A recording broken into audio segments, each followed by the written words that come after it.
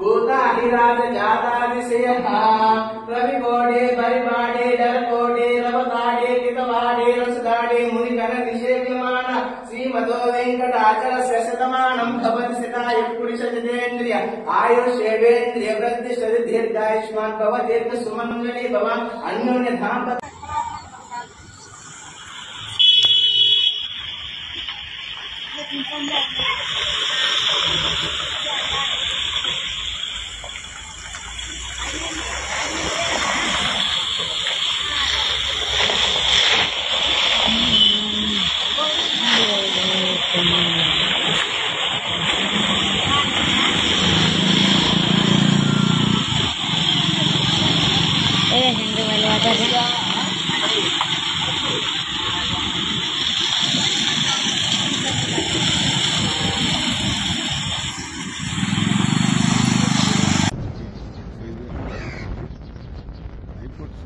Guidelines ప్రకారం నడుచుకుంటాం. అంతేకాదు ఇక్కడ పోలీస్ అధికారులు కూడా పూర్తిగా వాళ్ళకు సహకరించడానికి తాడిపత్రి కాన్ఫరెన్స్ నుండి వైఎస్ఆర్సీపీ నాయకులు కానీ కార్యకర్తలు కానీ ఎవరు కూడా రావద్దని మేము మెసేజ్ పెట్టడం జరిగింది. ఎక్కడన్నా కానీ మేము పోలీస్ అధికారులకు తాడిపత్రి కాన్ఫరెన్స్లో లా అండ్ ఆర్డర్ ప్రాబ్లం కాకుండా మా పార్టీ తరఫున మేము పూర్తిగా సహకరిస్తాము. ప్రజాస్వామ్యం అనేది ఇంకా బతికే ఉంది. చట్టం న్యాయం మీద నాకు గౌరవం ఉంది. ఆ గౌరవాన్ని నేను కాపాడుకుంటా. ఎస్పీ గారికి, పోలీస్ అధికారులకు, జిల్లా అధికారులకు అందరికీ కూడా మరోసారి ధన్యవాదాలు. సుప్రీంకోర్టు చాలా స్పష్టమైన ఆదేశాలు జారీ చేసింది. ఎందుకంటే మీ నియోజకవర్గంలోకి మీరు వెళ్ళొచ్చు, అక్కడ స్వేచ్ఛగా రాజకీయ కార్యకలాపాలను నిర్వహించుకోవచ్చు.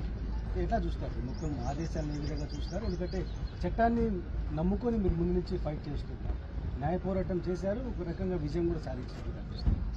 నేను ముందు నుంచి కూడా రాజకీయంగా కానీ ప్రభుత్వం తరఫున ఉన్నటువంటి వాళ్ళు కానీ నన్ను అడ్డుకోవడం జరుగుతూనే ఉన్నది.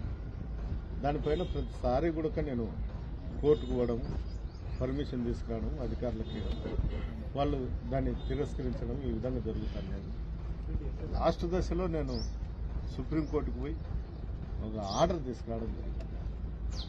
కింద కోర్టును ఇచ్చినటువంటి ఆర్డర్ను ఒబే చేస్తూ ఏదన్నా కానీ ఎక్స్పెండిచర్ ఏదన్నా ఉంటే కూడా మీరు భరించాలని చెప్పడం జరిగింది.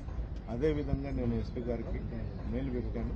ఆయన కూడా దానికి సమాధానం చెప్పడం, ఈరోజు నన్ను తాడిపత్రికి పోయేదానికి కూడా పోలీస్ అధికారులు పూర్తిగా వాళ్ళు నాకు సహకరిస్తారు. నేను కూడా వాళ్ళకు లా అండ్ ఆర్డర్ ప్రాబ్లం కానీ ఎలాంటిది కూడా తాడిపత్రి కాన్స్టిట్యూన్సీలో ఎలాంటి అవాంఛనీయ సంఘటనలు జరుపుకోకుండా నేను వాళ్ళకు పూర్తి కూడా సహకరిస్తాను సందర్భం.